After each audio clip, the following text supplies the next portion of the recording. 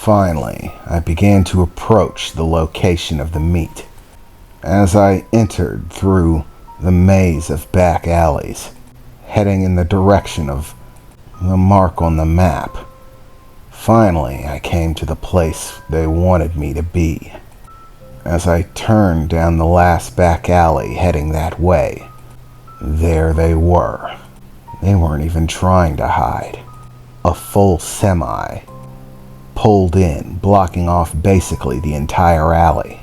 The back doors open, with a ramp leading up into the interior of the trailer, lit up so that I could see the inside. It seemed to be empty, and there, standing beside the trailer, was Emily, and she wasn't alone. A man was standing behind her, his hand wrapped around her, directly reaching towards her throat. He had a grip on it, one that Emily didn't seem at all comfortable with. She stood there with a slightly pained expression on her face, wincing a bit, as if she was having a bit of trouble breathing, her hand clasped onto his wrist. "Jax, I'm sorry," she tried to say. Now, let's not make this a teary-eyed reunion," the man holding on to her replied. "This is just a business arrangement. Let's keep it simple. You do what's said, what's asked of you. Your girlfriend's head stays attached to her body. Just as I said, I'm a man of my word. You play nice, be a good boy, and you'll get your plaything back. And, well, you already know what happens otherwise. Now, get on the trailer," he said, giving me a cold glance. I slowly drove Titan up to the ramp leading into the back of the trailer, spending nearly every moment until I got on, staring down Emily and the individual holding her hostage. By all appearances, he seemed to be almost normal. He had short-cut hair, seemed to be wearing a white t-shirt, sleeveless, but his appearance wasn't exactly normal. His white t-shirt and blue jeans seemed like casual enough attire, but there was definitely something off about him. His skin tone, it was definitely different.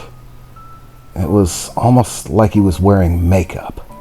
The tech freak that I had seen, he had silver skin that clearly looked like metal, boiled and melted in places, and it really made him look messed up. But this guy looked basically normal. There was a silver tone to his skin, but it was much fainter, seeming almost like he was simply wearing some light silver makeup. Even his hair had a silver tone to it. But regardless of appearance, he was no slouch. I could tell from the look in his eyes. This was something that he had done before. There was no question about it. He was a killer, a very experienced one. Not someone who was afraid of bloodshed, carnage, and bullets. By the looks of it, I'd say he most likely had more than his fair share of it. The cold gaze he gave me as I passed was unflinching. This situation didn't bother him. He wasn't concerned or worried. He wasn't even cocky, like you might expect somebody who thinks they've won to be. No, he stayed calm, focused. As I pulled Titan onto the trailer, entering deeper into it, I heard his footsteps coming up the ramp along with Emily's. His footsteps sounded much heavier than a normal person's would be. Even the dips in the trailer itself, based on weight, were more than what you would expect from a human. He was heavy, much heavier than he should be. As he finally entered the back of the trailer, the ramp in the back began to pull itself up, and the doors closed right behind him. And there we were inside of the trailer as it started to move, pulling off from the location it was parked at and starting to move itself through the streets. The moment the doors closed behind us, all of Titan's radio interfaces shut down. Somehow they had this trailer tech-proofed. No signals, in or out. Once the doors closed, we were cut off from the rest of the world. No one would know where we were going or be able to track us, and we couldn't track where we were going either.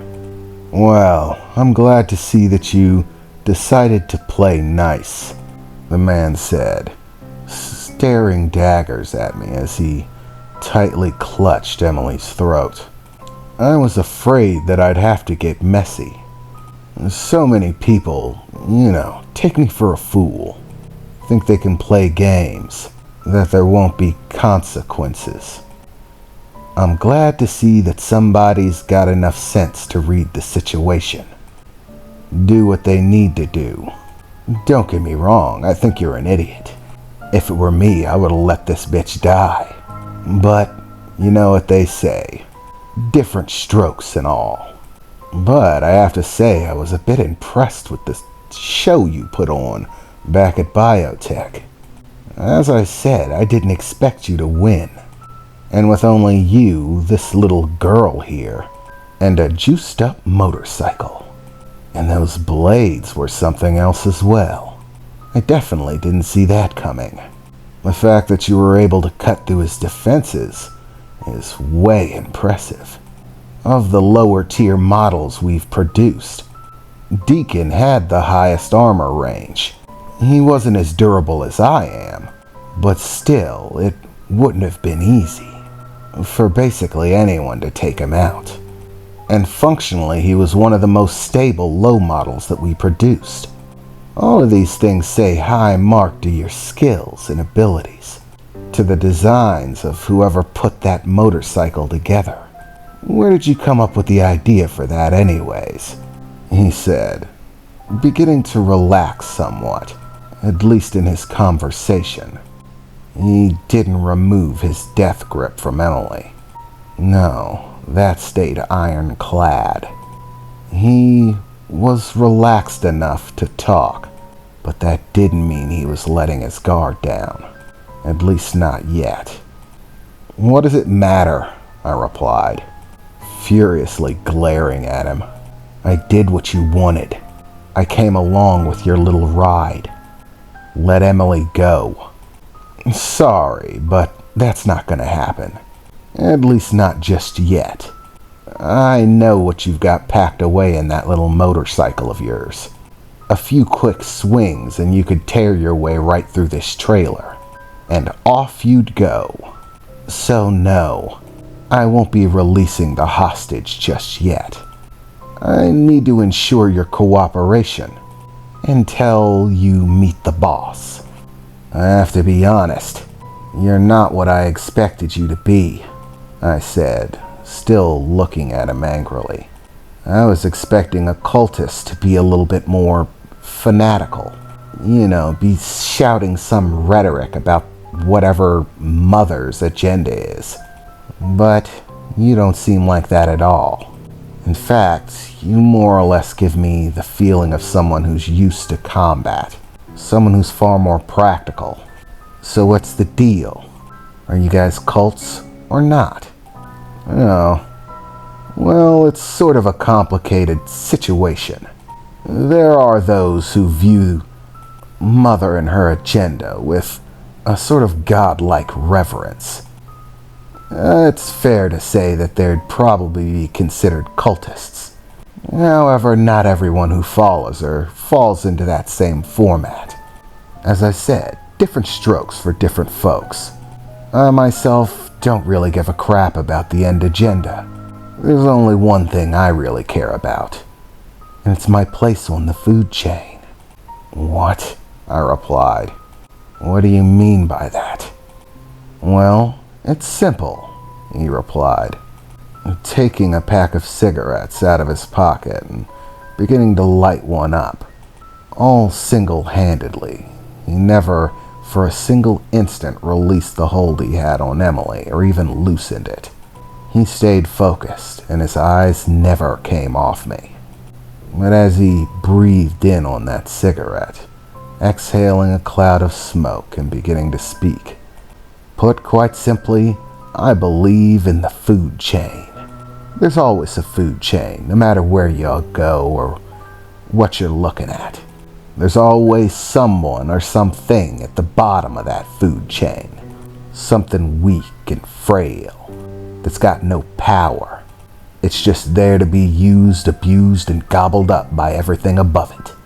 And then there are those at the top of the food chain. Apex predators. There's nothing hunting them. They're the kings, the crown bearers. They get what they want, and there's nothing that anyone can do or say about it. I'm with Mother's little movement for one and only one reason. Whatever the order may be, whether Mother succeeds in her end goals, or whether it all goes down in flames, it doesn't really matter to me. The technology that Mother produces that makes my abilities and the other abilities of the tech freaks, as you guys call us, possible, they put me at the top of the food chain. That's all I care about. That I have the strength and the power to take what I need to when I need to take it. That when all's said and done, I'm the lion with the gazelle in his jaws, not the other way around. And that's all it really comes down to in the end. Whether you call it selfish or crazy to be willing to do something like this to your body, you can feel all on your own. That's your own opinion. So long as I have the power to get what I want, it doesn't matter. Yeah, I bet you kill with the ladies, right? Everybody wants to screw the metal guy. Oh, don't be such a wise ass, he replied. And believe me, I get plenty of tail. Being high-ranked in this little cult, as you call it, does have some perks. And some of these ladies are ooh la la. I may not be able to pick up girls in a bar, but in a cult based on forced evolution, where status is who is given the highest upgrade level. And you happen to be the highest upgrade level? As I said, top of the food chain. I get what I want. And believe it or not, regular women probably wouldn't have a problem with me either. I may look a little bit steely in appearance, and trust me, I'm hell hard to break. But as far as contact's concerned, I still actually feel pretty similar to a human. There's only really a difference if you try to attack me with something. That's when you find out I'm as hard as steel. Or rather, steel wishes it was as hard as me.